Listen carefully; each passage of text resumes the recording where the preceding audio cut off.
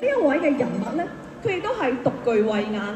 喺1984年嘅時候咧，其實佢已經係初遇石中之王。去到90年代，用一張嘅相片係百幾萬，90年代嘅百幾萬中介費咧係非常之龐大嘅數字，但係佢為咗佢心目中中意嘅心頭好，咁啊當然係要一擲千金啦，就買咗呢一個嘅最中意嘅我哋嘅金石翻去啦。咁另外啦，我亦都會形容佢咧係一個投資有道嘅專家。喺市道最低迷嘅2016年，佢毅然啦去割愛，將呢一對康熙年間董倉門雕刻末代恭親王自用印嘅頂級田黃，送咗俾佳士得嘅30週年嘅拍賣。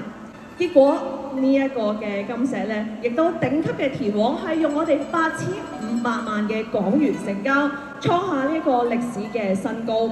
而家咧係暫時未有人可以破到呢一個紀錄㗎。呢一個金石嘅專家，我要去隆重介紹，冇錯，就係我哋嘅世一田黃收藏家余建信先生，有請。多謝菲菲嘅介紹啊！我見到今日啊好多熟悉嘅面孔啊，亦都有好多唔熟悉嘅面孔，咁我都稍微介紹下我自己啊。咁啊，我講翻即係點解會即係會有一個咁嘅獎咧？頭先阿菲菲都講過啦，咁啊，即係我就創咗一個世界紀錄嘅。咁我想問下大家咧，其實有冇睇過呢個陳啟泰嘅一個節目啊？好耐啦，叫做《百萬富翁》啊，有冇人睇過啊？咦，咁啊舉手嗰啲人年紀都唔細㗎啦。咁咧，我記得當年咧就有一個100萬嘅題目，就係講石中之王係乜嘢？大家知唔知道？石中之王係乜嘢？阿 Paul 一定知道啦，因為佢一個資深嘅收藏家嚟嘅。不過唔好意思，今日冇100萬獎金俾你。冇錯，係田黃石。咁可能有好多人都未必去認識呢個田黃石啊。咁啊，其實田黃石我少少簡單講一講，因為佢係壽山石其中嘅一個品種嚟嘅。壽山石咧就係4大國石之首啊。咁啊，有好多人就對呢個板塊咧就唔係好認知啦。嗱，呢一個咧就係田黃嘅拍賣10大嘅排行榜。咁啊，頭先阿菲菲有講過啦，呢個第一位咧就係我呢個恭親王。咁啊，其實呢一度10件裏邊咧，我咧嘅藏品我係佔咗3件嘅。咁啊，即係邊3件我就即係公開我第1件啦。咁啊，其他嗰2件咁大家估下啦。我又講一講啦，即係田黃啊，即係我呢一對田黃嘅對章點解會創咗一個即係叫做田黃嘅世界紀錄咧？其實咧呢個田黃咧，我哋首先咧從佢嘅材質嗱，我講一講啊。田黃喺清朝嗰陣時咧，清初嗰陣時咧就係已經係1兩田黃3兩金㗎啦。去到晚清嗰陣時咧，已經去到達到1兩田黃10兩金㗎啦。咁啊，而家更加唔止啦，即係如果好似我而家呢一對對章，佢8000幾萬嘅成交價，佢嘅重量係400幾克，咁啊佢已經係1克係達到20萬。咁我講一講呢個對章點解會即係會創到個世界紀錄咧？即係喺世界嘅田黃之中，佢暫時啦暫時嚟講就係即係出現喺呢個市面上佢叫做最高嘅價值咧。我首先第一就係佢材質方面，佢呢嘅材質咧，佢本身佢係一個上乘嘅田黃石啦，佢成為一個對章。如果大家有去關注田黃嘅咧，甚至乎話去博物館去睇咧，田黃嘅對章咧係好少出現嘅，多數咧都係一個單獨嘅。咁啊當然啦，最出名嗰個就係三連章啦，乾隆嘅用印啦，嗰個就係明星中嘅神級啦。當時咧，我呢對章咧，我攞即係得到手嗰陣時咧，我就去研究呢對章400幾克切出嚟，大概係差唔多係2001年嗰陣時開始電腦咧，我識少少啦。咁我就叫朋友用電腦去還原翻呢對章嘅原石。呢對章就嘟咁啊！佢電腦還原咗一個原石出嚟，通常一個圓圓滾滾㗎。當時咧電腦出嚟咧，估佢最少嘅原石係有1500克嘅，即係喺我哋國內嚟講咧係講三斤重。我諗大家即係有玩田黃嘅，你見到有1斤嘅田黃都好少啦。咁啊，佢係基本上由3斤嘅田黃係切咗一對章出嚟。咁啊，呢個係一方面個材質啦，結合咗3大名人嘅即係歷史背景同埋手筆嘅。佢嘅刻工咧就係清初嘅一個好出名嘅雕刻師。佢呢個雕刻師叫董倉門。呢個董倉門咧係當時係同楊玉璇、周尚君啊嗰啲係齊名嘅。亦都係好多佢嘅作品咧喺宮廷裏邊有出現嘅。咁另外咧，佢背後咧就刻咗2首詩，非常好靚嘅書法。呢個刻邊款嘅人咧叫林吉。林吉咧就係乾隆嘅一個進士嚟嘅。咁亦都係清初一個名書法家嘅。林吉嘅書法咧，往往都會喺拍賣嗰度會有出現嘅。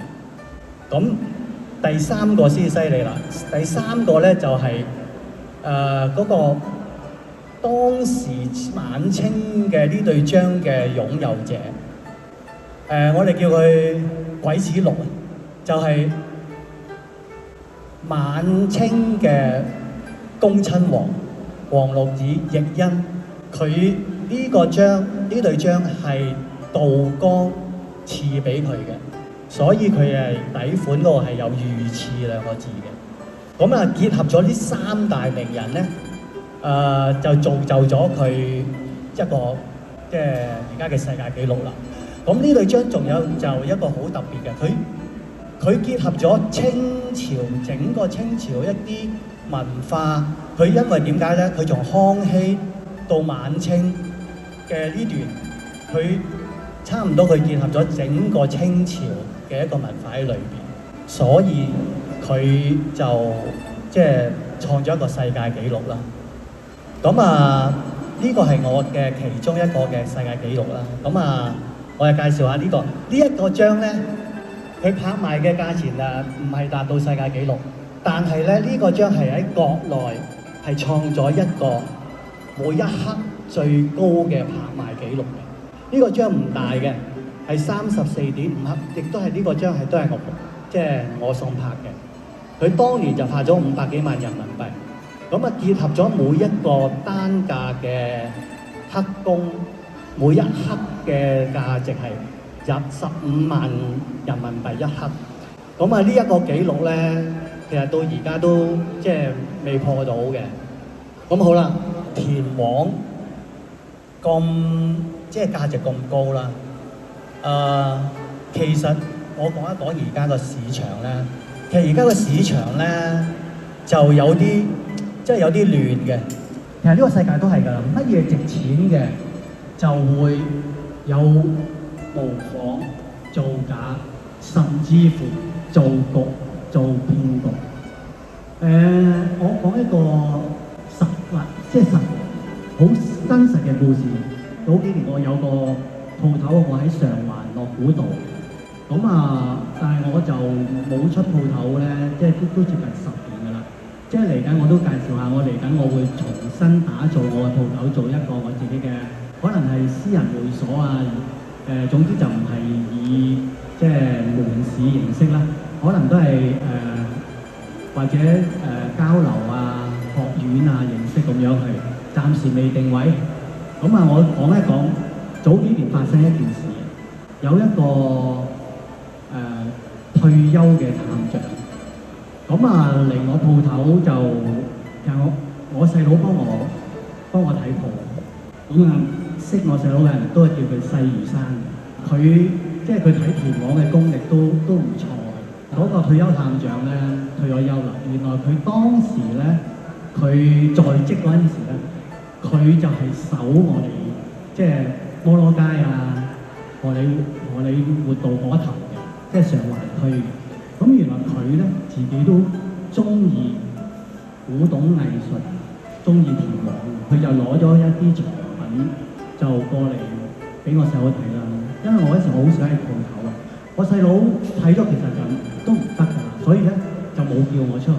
但係嗰個退休探長咧，就可能喺網上見到我一啲資料啦，佢就即係叫我細佬你即係約你阿哥出嚟，我想聽下佢講咁樣。咁我真係出去見到即係見呢個老先生，咁啊佢咧就攞咗啲藏品出嚟，咁啊我一睇啲即係全部係假嘅，係可以直接講咧係呢啲地攤貨嚟嘅。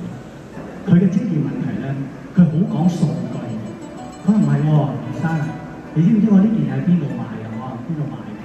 呢一件佢就翻佢嘅手機俾我睇，佢就翻咗一個類似抖音啊，唔知小紅書嗰啲啦。佢話呢一個博主咧，佢喺網絡嗰度係一個自稱係一個田黃專家，佢係鑑證田黃嘅。佢話我點解買呢一件咧？佢係攞咗呢一件攞嚟做樣板，只喺網絡介紹俾大家知真田黃係乜嘢，裏邊有皮有絲有甲，點不知啊全假嘅。咁好啦，我就嗰陣時開始發現，原來呢個市場真係3個字立立亂。居然有一啲即係我形容誇張啲啦，其實我形容呢啲人不法之徒，佢將佢自己打造，因為網絡而家好多人都可以即係做網絡博主啊，做直播啊，你夠膽去做，原來就係有人相信你。佢攞一啲假嘅田黃，就係其實就係攞嚟做生意。咁啊當然啦，佢真係成功啦嚇。咁我點解要提出咧？其實我自己本來咧我今年64歲，其實喺10年前咧我已經即係準備退休。咁啊點解今年咧我會準備重新我打造我自己嘅鋪頭，做一個會所好，或者係即係國情嘅交流啦。咁啊呢一個咧，亦都係我早輪我認識一個阿 William 生今日都喺度。呢個我哋有啲相逢恨晚嘅感覺。咁啊，亦都係佢俾咗我一個好大嘅動力咧，我要早啲去將我呢個鋪頭搞翻好咧。因為呢個市場咁亂嘅之底下咧，第一件事阿胡生同我講就係，其實我哋香港係一個好嘅條件，有好多嘢咧係比其他地方好嘅地方係咩咧？我作為一個香港人咧，我覺得香港人做嘢比較嚴謹嘅，同埋咧你想用錢去買關係咧係比較難嘅。藉住我同阿胡生嘅溝通，我佢亦都係俾咗我好多嘅想法。佢同我講，佢真係有個夢想，佢想喺呢個板塊裏邊喺香港係想做一個令人信服、有信心一個會好，或者一個學院好。如果有機會，我哋可以喺香港，其實國內好多證書嘅。其實我喺國內呢40幾年咧，我可以講一個好現實嘅説話嚇。你有真嘅田黃，你拎到去國家，即係咩總廠啊、咩anyway嗰啲啦，佢未必會同你出證書，尤其是個份量越重嘅，佢就越唔會同你，因為佢哋嘅心態唔知係乜嘢，佢覺得佢幫你，佢攞咗你就算係1-2萬嘅證書費，佢覺得你呢件嘢可能唔係幾千萬，可能佢心理不平衡。而佢哋願意出嘅證書係咩咧？咁啊細細粒嘅，咁啊其實我真係可以咁講啊，我見到好多嘅證書咧，其實佢裏邊嘅石頭嘅內容咧，真係唔係真嘅。即係我唔係話想講國內嘅證書乜嘢，但係我哋呢一行咧，實際上咧，其實所有嘅生意咧，都係一個人嘅生意嚟嘅。你一牽涉到一個證書簽名咧，都係人嘅簽名嚟嘅。咁好多人又會相信國內一啲嘅所謂國內嘅單位啦。咁啊，其實而家即係我頭先講立亂，其實呢個證書都係一個立亂嘅即係呢個板塊嚟嘅。喺呢一行咁多年啦，咁啊我亦都叫做喺呢一行叫做有少少嘅成就啦。咁啊，我亦都手頭上我經我手嘅田黃真係無數咁多啦。即係啱頭先講嘅10大田黃拍賣紀錄，原來我自己嘅都佔咗三個。咁啊，我都好想即係為呢一個行業咧做翻少少嘢，揾啲志同道合嘅一啲有實力嘅最緊要個心都係想喺貢獻呢個行業嘅，就嚟組織一個會啦，大家就出一分力啦。咁啊，就希望喺香港嗰度打造一個可以有公信力嘅，等人哋買得放心又安心嘅。田黃咧，我自己認識有好多玩古董嘅朋友，佢哋覺得咧田黃好似好神秘咁啊。我哋行內話咧有句説話叫路份好高，即係路份好高，即係好似呢樣嘢喺好似喺神級咁啊，天花板嚟嘅，我哋好難接觸，同埋都唔知點樣去分辨真假。咁啊，當然啦，我哋即係有經驗嘅，其實好似即係近年出嘅老撾石咁啊，有好多話哇，老撾石好似呢個田黃石啊乜嘢，係嘅。如果我哋講似咧，就係幾似嘅。即係我攞齊白石嘅畫咁樣講啦。齊白石畫一幅畫，佢嘅真跡，佢試過億、幾百萬、幾千萬都有。咁啊，睇下畫嘅大細內容啦。但係咧，如果仿嘅咧，但係如果一般人咧，你一個仿品，如果你唔係對齊白石有一定嘅認識咧，即係仿品裏邊咧，尤其是字畫啦，都有分高仿、中仿、低仿。咁你如果遇到高仿，你點樣去分辨咧？甚至乎有啲人即係冇乜研究嘅，佢覺得低仿都係當真品㗎啦。佢因為佢見到仲唔喺齊白石佢嘅風格就係咁㗎啦，畫幾隻蝦啦，齊白石嘅簽名啦，有佢嘅白石嘅印章啦咁樣。好啦，我哋藝術品或者我哋古董行業、藝術品行業裏邊，其實我哋點樣去識得去鑑別佢嘅真假？田黃石有好多人問我點樣去鑑證咧？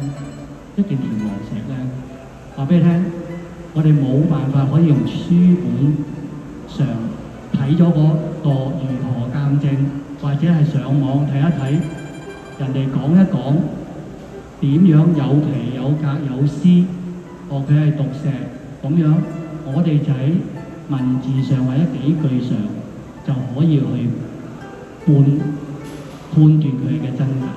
其實睇一件真假嘅，對於我嚟講，可以話佢好簡單。你有接觸過幾多真田王？你上手過幾多個真田王？啊，然之後我再深入啲就係、你擁有過幾多個真田王？曾經咧，我就喺一個講座裏邊咧，就有人問我點樣去辨別呢、個古董啊，或者係藝術品啊，田王嘅真偽。我就用咗一個比喻，我真係有個朋友咧，有對孖生仔女。有一年去佢屋企咧，孖生仔女咧喺房嗰度，喺度即係喺度嘈啦，鬧下交啦。個媽咪咧就喺房外邊就嗌入去，孖大唔好蝦細妹啊咁樣。咦？佢睇唔到裏邊邊個睇，佢用聲音去啲判別邊個係孖大，邊個係孖細。其實呢一個咧就係、我哋啲鑑證藝術品，即係如果你懂得呢個道理，我對呢個認知得有幾深。我亦都曾經咧，我就去用5個階段教人點樣去做一個鑑證。5個階段咧就係、叫做知、識、明、通、化。知就知道啦，識就認識啦，明就明白啦，通就通透啦，化就化境。好啦，我就同人講，如果我哋今日講田王，你自己覺得你嘅睇田王嘅段位，就呢5個層次當中，你係喺一個咩嘅位置咧？如果我自己作為一個真真正正可以叫做話稱得上，唔好講話專家啦，懂得田王嘅，我覺得你起碼咧，你要去到第4階，第4階段你起碼去到通透。有好多人知咧，就係知係咩咧？就係嗰啲人往往買錯嘢嘅，就係我從書本上知道有田王，我從書本上知道田王有啲咩特徵，佢都未明白田王究竟啲係啲乜嘢。如果當你明白到田王原來係毒蛇，有好多人咧就係鑑別田王嗰陣時咧，其實我諗在座好多人咧未必識田王，但係咧應該好多人咧都有玩過玉嘅，玩過呢、個紙料，天漢紙料其實呢個同田王咧都係有一個同類型嘅，大家都係一個毒蛇。我哋從呢個石頭裏邊點樣去判別呢嚿石？首先係咪一件毒石先？就係、呢件係咪一個紙料嚟？因為所有嘅田王都係紙料。我哋明白到紙料嘅形成，佢嘅特質係乜嘢？我哋再套入翻喺田王，我哋首先就係最初去鑑別呢件係咪紙料先。咁我哋先至再去分別呢個皮、呢個革、呢個絲裏邊係咪田王嘅特徵？當然啦，呢個都係我幾十年浸出嚟嘅。咁好多時就係、其實最即係萬物歸宗一樣嘢，真係要接觸多啲。有啲人就講話我喺邊度即係睇啊，咁真係嘅。咁而家香港賣小生食嘅鋪頭係越嚟越少嘅啦。以前咧，我係90幾年嗰陣時咧，就蘇富比同埋 Christie 咧，收到同學咧就揾我鑑證。咁我10年前咧就推晒佢哋，因為又係嗰3個字立亂。做鑑證係障礙咗好多人嘅揾錢嘅路嘅。咁即係我自己當年我啲曾經都收過啲電話為醫生，我送咗批嘢去某某拍賣行，你即係我自從收過呢啲電話，我就即係推晒啲所有嘅感情。咁啊，由於田網，其實我係做咗咁多年，我冇理由即係俾呢一行業就即係諗住呢3個字咧就即係延續落去啦。同埋在座我諗都好多人都其實都想對田網啊或者松山城啊更加深嘅了解。咁啊，我覺得你第一件事就最好就揾到師傅啦。因為我哋話揾師傅，究竟嗰個係咪師傅？就算我而家講緊為你魚生，你講到你巴閉啫，真係你嘅鑑證究竟係咪認可咧？即係可以咁講喺國內而家係好多同行咧，都想我出翻嚟咧就出書啦，做講座啦。咁因為咧我自己真係懶嘅，咁而家都撇開呢個懶啦，就真係今年雖然年紀大咗啲，都想出嚟即係為呢個行業做翻少少嘢。嚟緊咧，我想介紹下一位嘅講者咧，係佢阿爺，無獨有偶咧，就係喺呢個10大嘅田網嘅排行榜裏邊咧。嗱，我又有3件獎，咁咧我都可以公開。149係我曾經擁有嘅。咁呢個人我準備介紹咧，佢係呢個作者嘅個孫。呢個人咧，其實大家睇呢幅圖，睇唔睇到一啲我哋普通話叫貓眼？睇唔睇到一啲嘢？我諗除咗呢個即係作者嘅書睇到之外咧，我諗其他人都未必會睇到。3、4、5係同一個作者嘅10大拍賣排行榜裏邊，你睇下1、2、6、7、8、9、10，全部係咩啊？係清朝嘅嘢，唯獨3、4、5。好似而家講緊跑馬，為咗3、4、5咧，就係同一個作者，就係郭茂介先生、郭石興先生，佢嘅作品喺田網上，喺歷史上即係暫時嘅歷史上啦，佢係10大之中佔咗三件，仲係唯一一個係當代嘅人。當然啦，郭石興先生就即係早幾年即係已故咗啦。咁我想今日咧即係隆重介紹下一位嘅講者，佢就係郭石興先生嘅孫，佢係個名叫郭俊傑先生，佢亦都係一個雕刻家。我哋有請郭俊傑先生。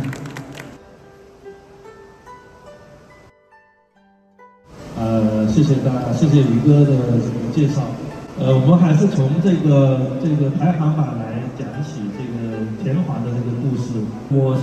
其实我跟于先生的缘分是应该有40年左右了。我记得他当时是84年进入到福州的时候，到我爷爷家，那时候我是83年出生的，所以他看到我的时候是細多的，小小的。但是呢，我对他的印象是很深刻的。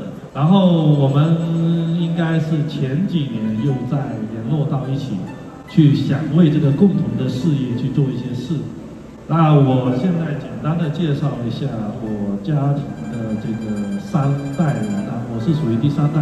第一个肯定要讲的，刚才说的于哥介绍的这位，这是我的爷爷郭茂介。因为这个今天那个有一些繁体字、简体字的问题，他有些字就漏掉了。他的名字叫郭茂介，那个括弧石青是他的艺名。如果您玩寿山石，如果你对石青是完全不懂不了解的话，我们会认为，你的水平可能还不够高一点，这个是正常的，因为我爷爷在寿山石雕的作品的这个收藏界，应该是属于真的叫天花板级别的存在。那为什么他是会成为一个天花板级别的？他实际上13岁就学艺了，而且他的师傅本身就是很厉害的一个叫林有竹的一位大师。这位大师他的厉害在于，实际上我们现在中国大陆评出来的22个国大师里面的前5个基本上都是他的学生，就是早期的那些国大师都是他的学生啊，所以这位老师是很厉害的。所以他13岁就跟着林有竹去学艺，那么后来他也有很丰富的人生经历，接触了书画跟一些文人、画家、篆刻家在一起交流。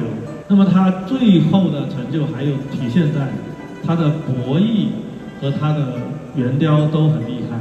对，我们讲他的学艺是学的人物圆雕，后面才自创的一个石青刀法的一个博弈。那么就是我们刚才看到的这3件。